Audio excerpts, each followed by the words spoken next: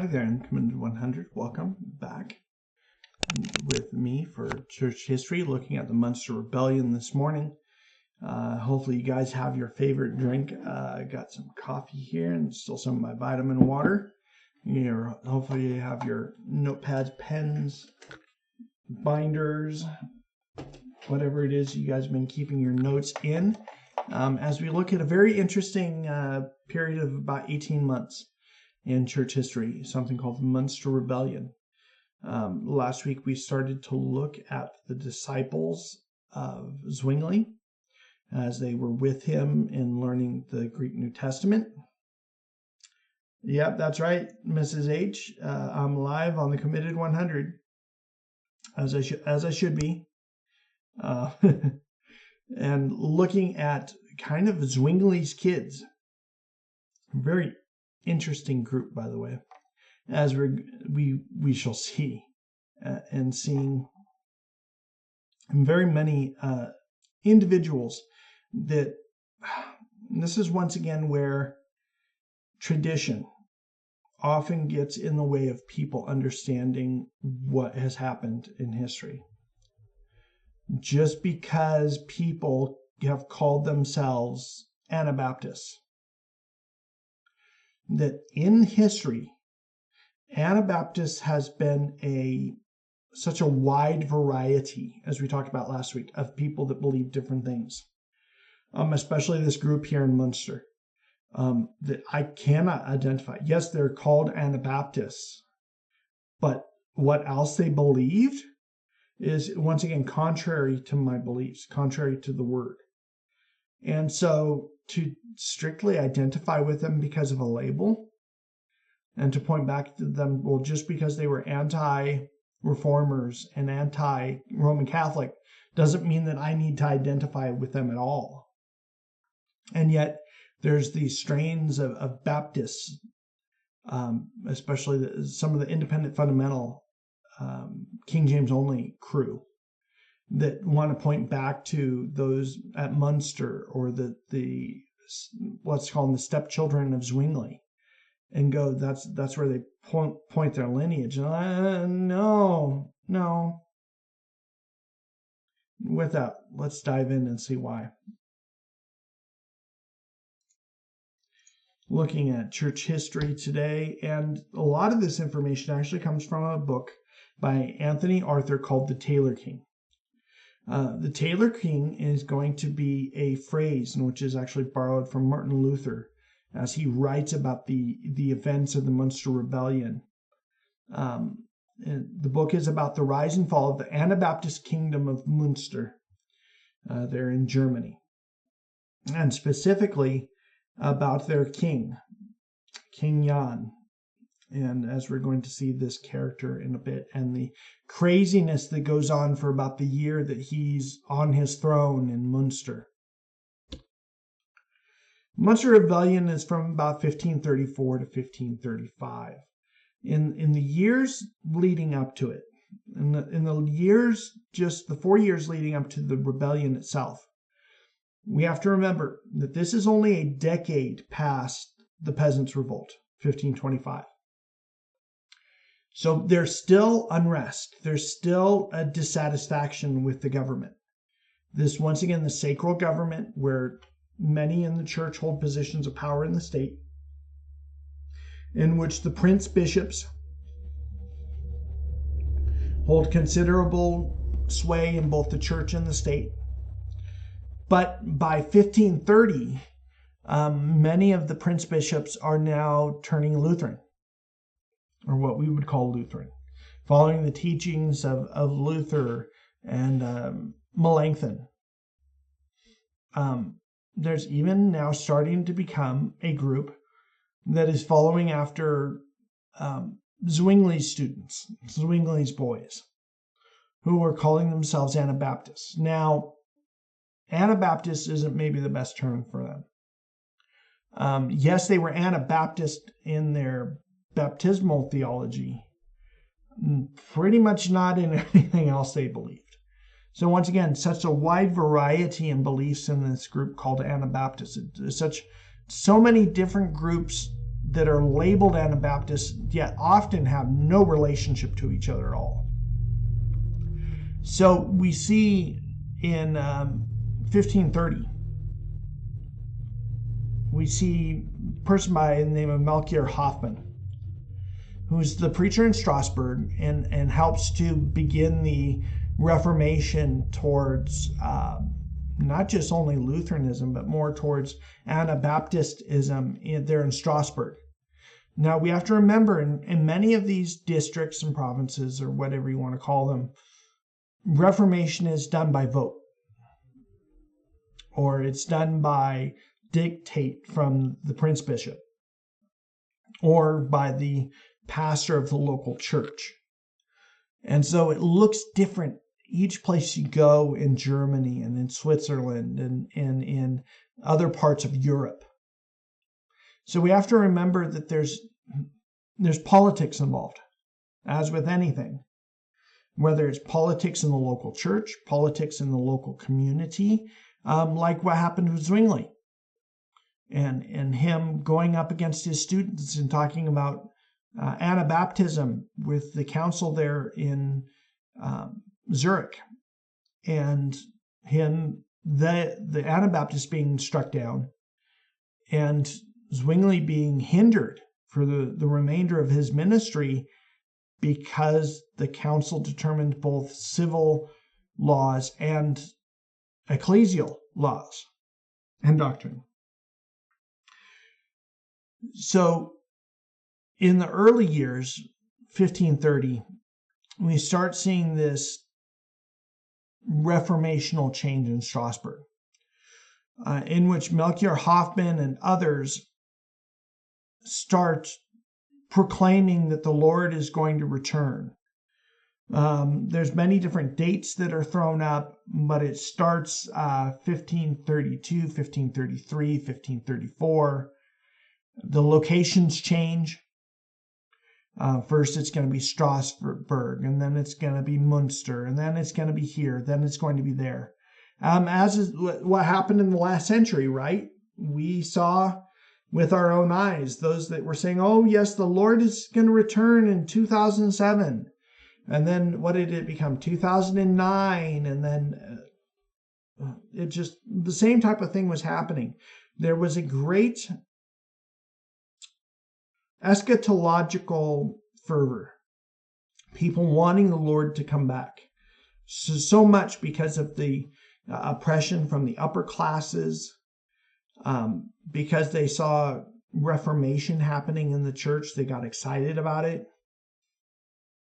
But then people used that to their benefit.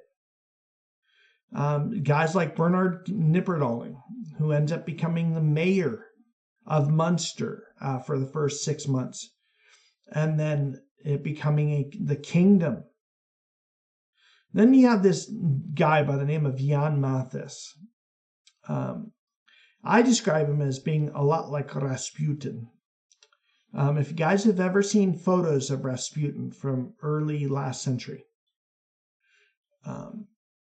Rasputin was a monk, was a sorcerer, dealt heavily in the occult, had a really long beard, wore dark flowing robes. Jan Mathis, when you look at paintings and or caricatures of him, that's kind of what he looked like. Now, Jan Mathis identified was one of the clear leaders in early Anabaptist movements. Jan Mathis also, though, on the other hand, was not Trinitarian by any sense of the word. He is Anabaptist in his baptism doctrine, but as far as the person and work of the Father, the Son, and the Spirit, and especially in his application of ecclesiology, in his application of the understanding of the Old Testament versus the New Testament, totally off. Wackadoodle, as Dr. White says. Jan Mathis was a wackadoodle.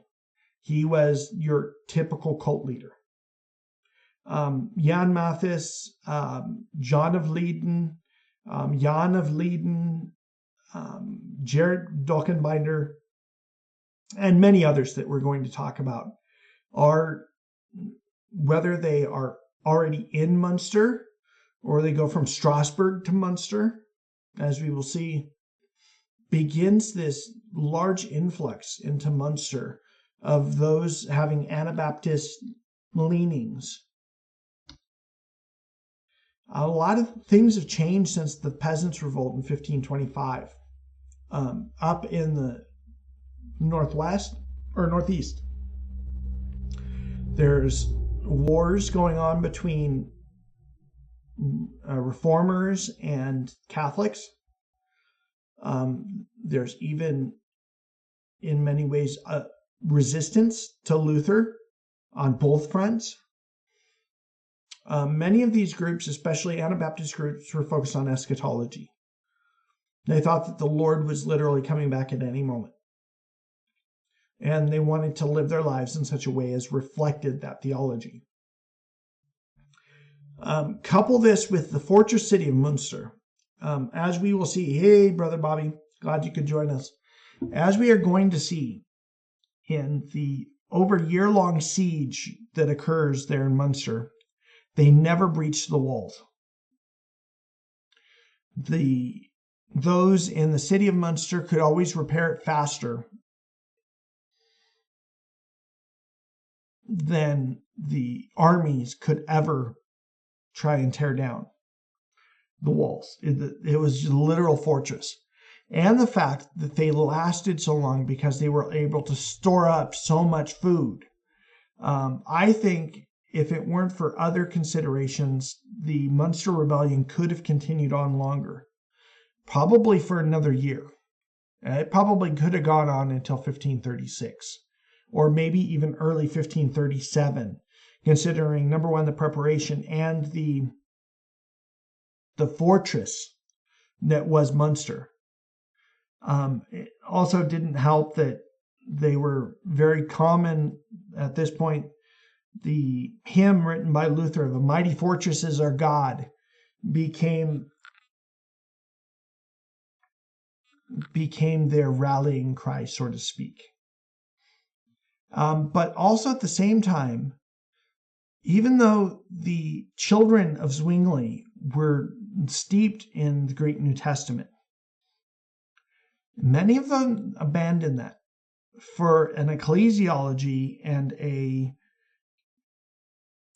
basically a kingdom theology based in the Old Testament.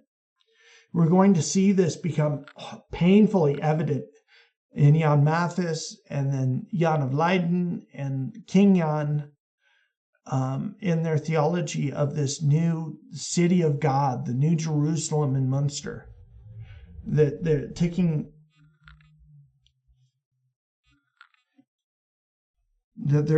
of Old Testament concepts and principles and directly applying it in their modern era.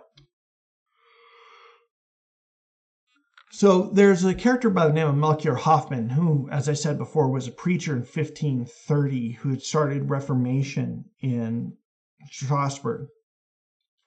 He prophesies that Jesus will return to Strasbourg in 1533. Well, things happened between 1532 and 1533. In February 1533, Munster becomes a Lutheran city, not to the exclusion of others, but the bishop that is kind of the mayor and the bishop of the local town allows a decree to go forth from the city council that they are now identified as a Lutheran city.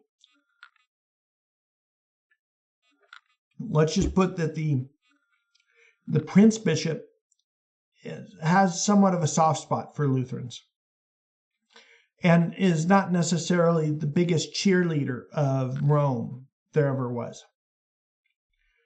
So we get into 1533. The time goes up and passes for this prophecy by Melchior Hoffman that the Lord's going to return to Strasbourg. Their eyes shift instead to Munster. And in the summer of 1533, Bernhard Rothman is swayed from Lutheranism to Anabaptism. Rothman's got a printing press. And apparently he's a good writer. And he begins to churn out large volumes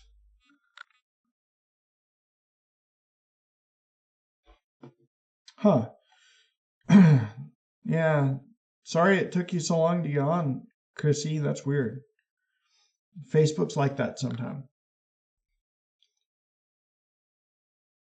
So in the process of Rothman and his printing that eventually gets all over Europe, whether it's Switzerland, whether it's Southern Europe, especially since Southern Europe is anti-Luther,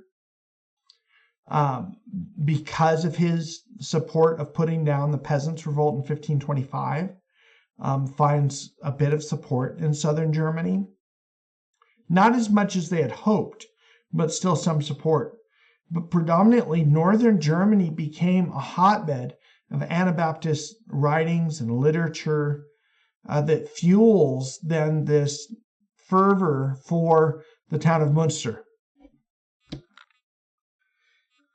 In January 1534, so the prophecy of the Lord returning to Strasbourg goes and passes.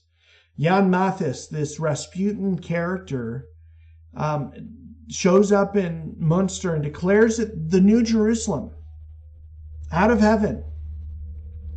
Mathis gathers some disciples, and then he begins public baptisms in the middle of Munster, converting many.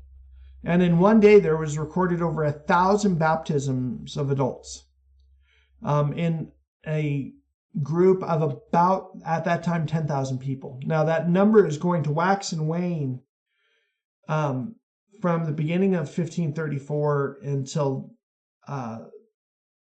the sacking of Munster in 1535, as both the expulsion of Catholics and Lutherans, and then the influx of Anabaptists coming from all over Europe. Rothman and his printing press prints these basically invitations to all of Europe to come for the Anabaptists to come to Munster. And this is where, at the beginning of 1534, they begin calling themselves the Community of Christ. This is where their ecclesiology gets messed up, because they're using Old Testament concepts and ideas of the priesthood and of the sacrificial system and of the descendants of Abraham, Isaac, and Jacob, because King Jan is going to be after the likeness of David. A buzz like a phone. Okay, thanks, Christy. It might be, you guys might be hearing there's a lot of trucks going by right now, and I'm not seeing anything on my end. Let me move my phone away from everything.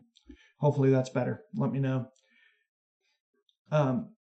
So they're inviting all these Anabaptists to come to Munster.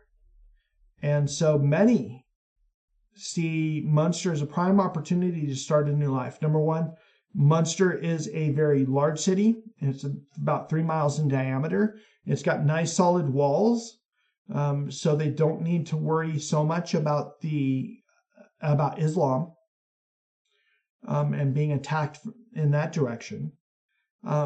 It's also got a stream running right through it, so they have fresh water. It's a very rich city. It's got blacksmiths and jewelers, and pretty much, if you want to see a prime example of Middle Age or even Reformation era lifestyle, this was kind of the pinnacle of it. Munster was like the poster child in its day of what you wanted to be like. It's kind of like in the 1950s, looking at Leave It to Beaver, and that being the poster for a well-adjusted household. In the same way, Munster was the kind of the epitome of what a city should look like in this era. So as Rothman invites all of these Anabaptists to come in, those that are Lutherans or Catholics are feeling very uncomfortable in Munster. Then in the end of January 1534, Jan Mathis has a revelation.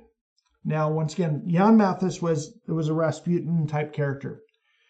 And he would often have these message from the Lord, in which often involved a seizure or him passing out or him mumbling. Oh, yes, Lord. Yes, oh, I got the message. Oh, I will tell your people. He was a prime manipulator of people.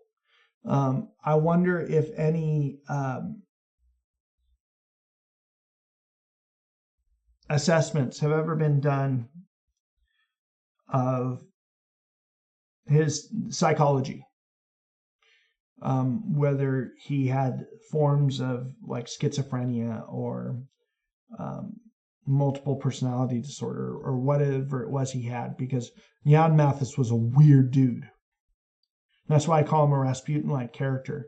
And so we also have to remember, as we've talked about before, the culture at the time, especially in Europe, was a very superstitious people. So much so that, like when Luther is translating the Bible into German, he talks about the gnats or the flies, or the mosquitoes were sent from demons from hell, sent to distract him. So you have a superstitious people mixed with an expectation because of the peasants' revolt that the Lord's going to return. And now you've got Rasputin, Jan Mathis, showing up going, oh, yes, Lord, oh, I'm your messenger. No, and it's not the messenger from VeggieTales. Do not fight, do not cheat, wash your hands before you eat. A message from the Lord. No, it's not that. It's not Jonah. But Jan Mathis thinks he's Jonah. He thinks he's a prophet in the Old Testament sense. And so he has these revelations in which sways many people, especially his followers, that they're to push out by force the Lutherans and Catholics from Munster. So much so that the others at the time, Rothman, have to take Jan Mathis aside and go, hey, people already are not starting to like us.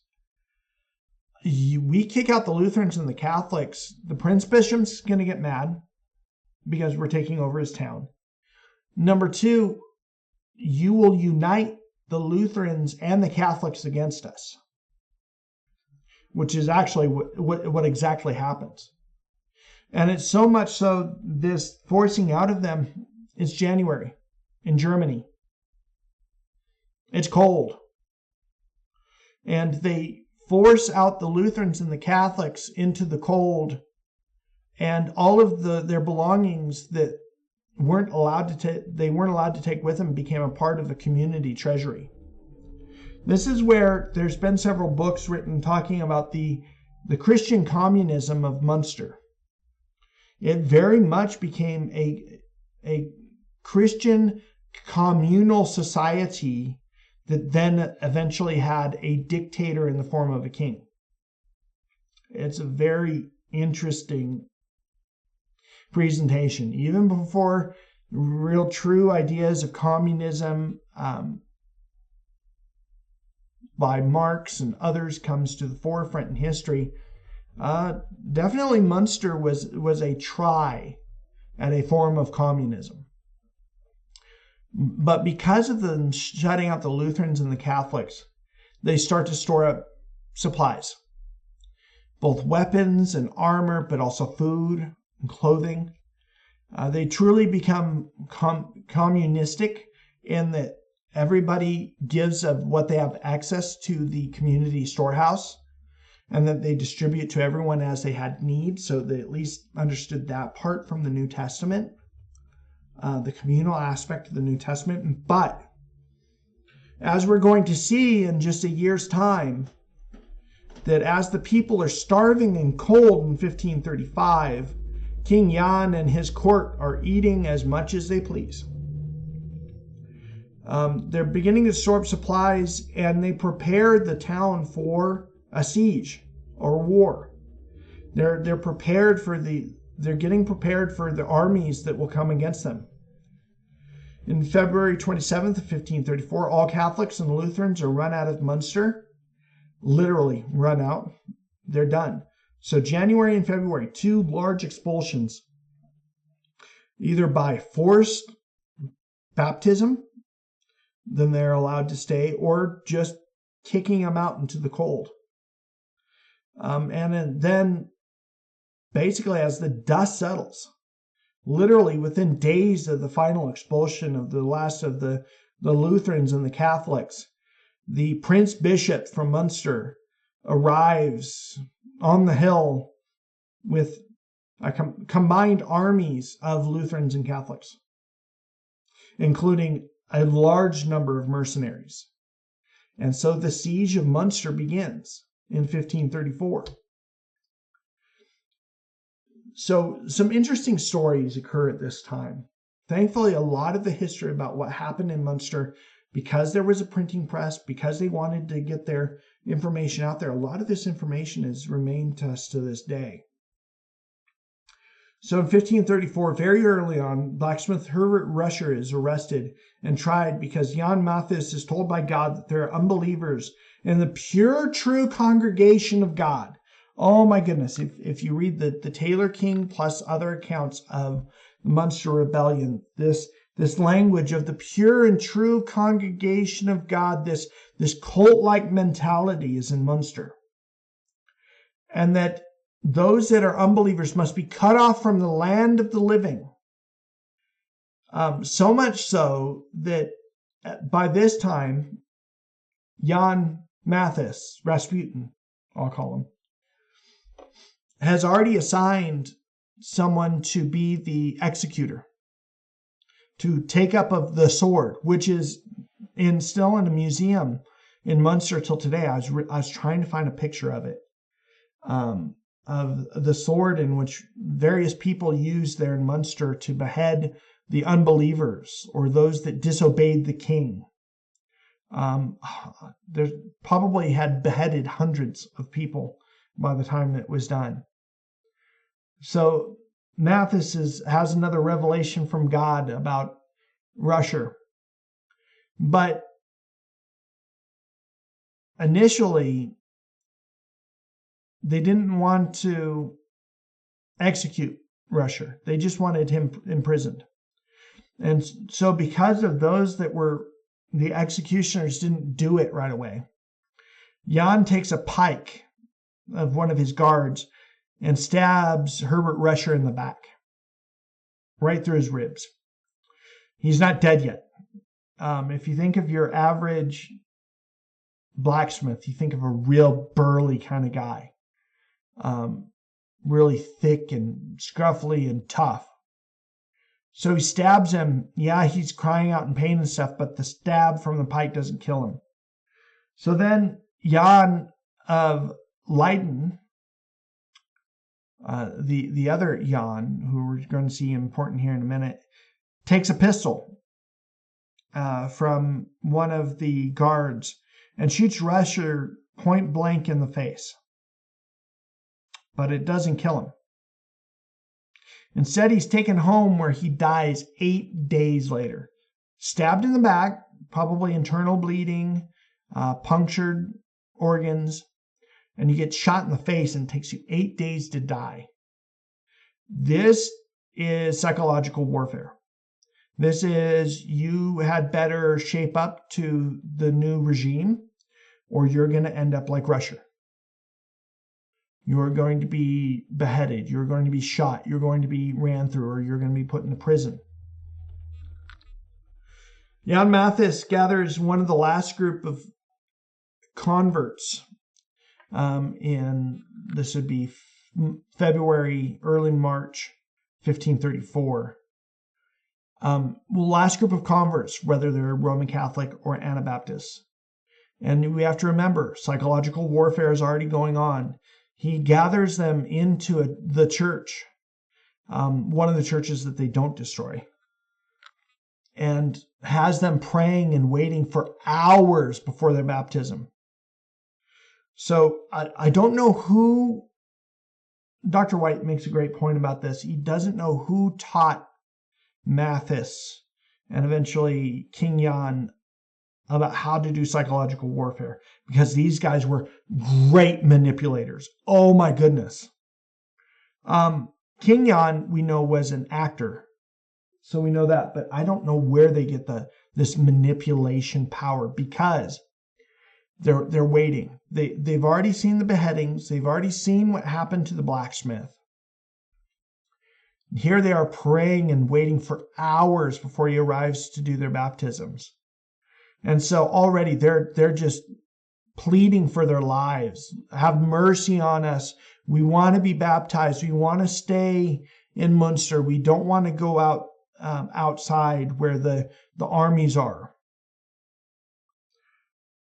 So Jan shows up, kneels down amongst them, and apparently goes into another one of his trances, or his prophetic mode. And he prays, and this is the report of what he prayed. God, thank you that I'm able to show these your children mercy. Talk about manipulation. Talk about psychological warfare. You want to talk about creating literal fanatical cult followers? This is how you do it. I can totally see how cult leaders like David Koresh and others could take a look at what happened in Munster and use it as a template for creating fanatical cult followers, and which we've seen even in our generation.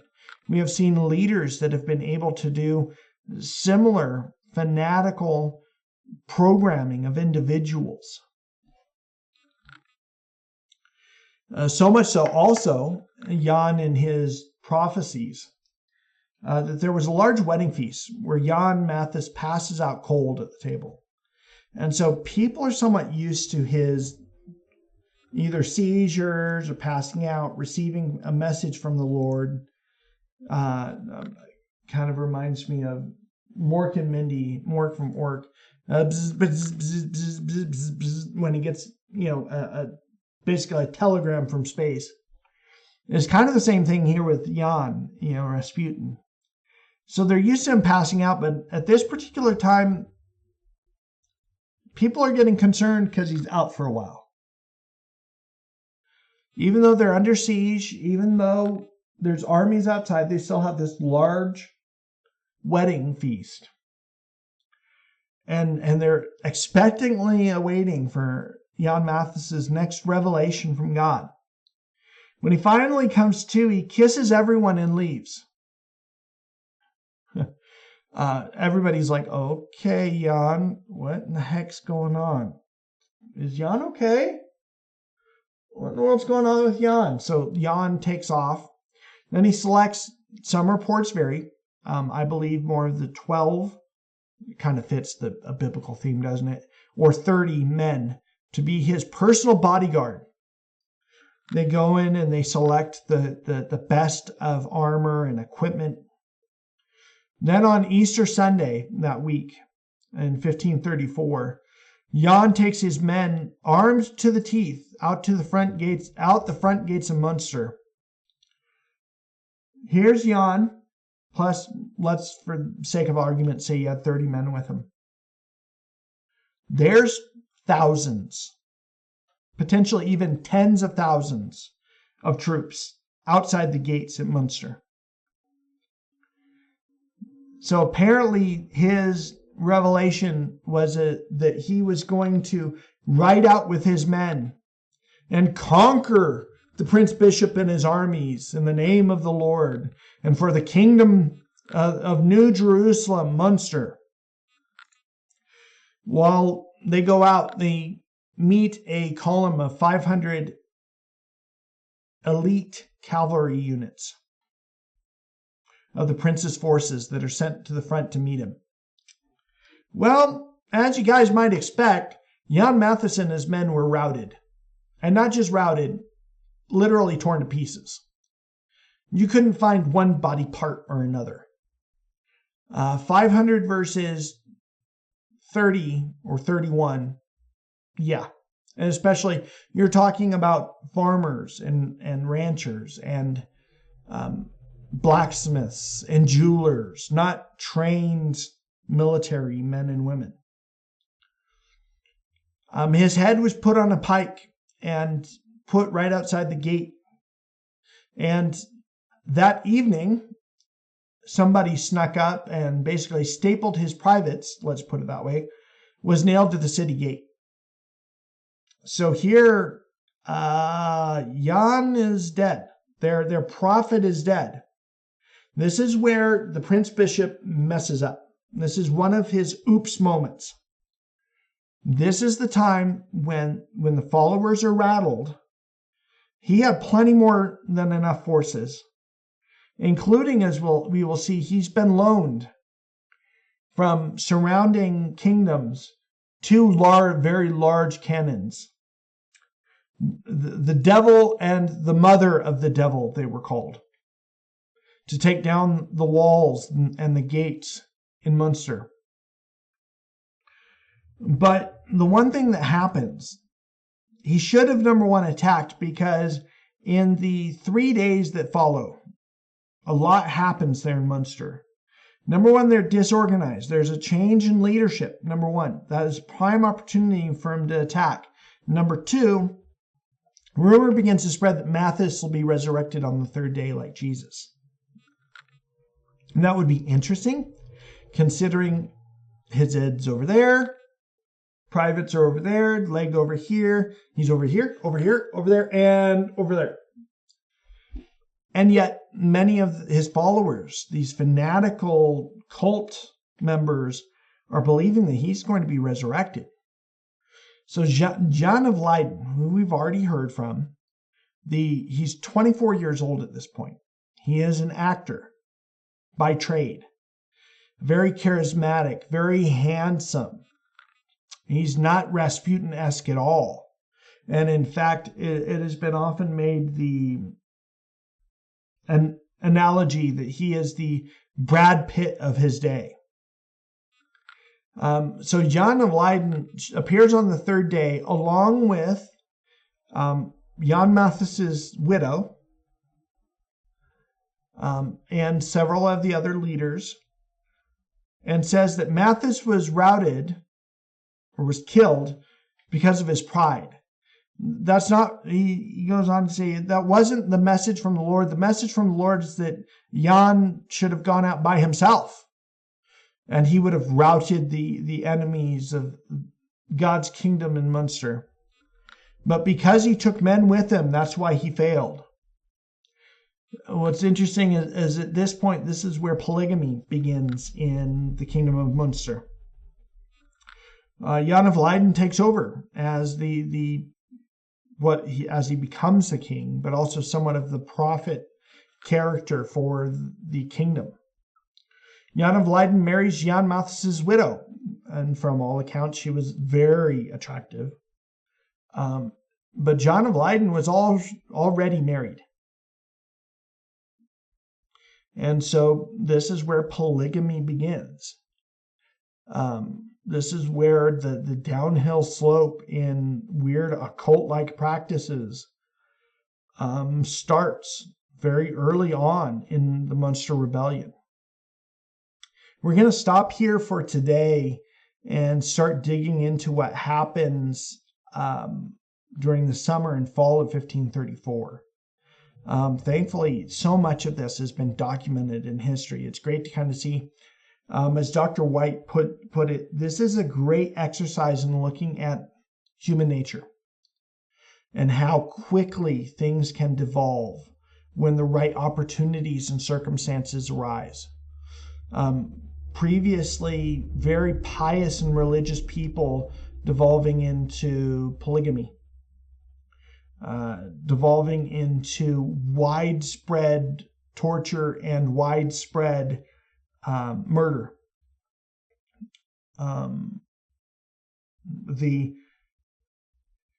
classism and communism that they devolve into. King Jan and his court versus basically the world becomes a very interesting study as we continue looking at the Munster Rebellion and its aftermath. But with that, stay tuned here in a few minutes for Daylight Live with myself and a few others. Hopefully Dr. Howard, Pastor X, Pastor Dave. Stay tuned for that. It'll be a great discussion. We pray that God would bless you, that he would keep you, that he'd make his face shine upon you and give you rest this week. See you all in just a few minutes for Daylight Live.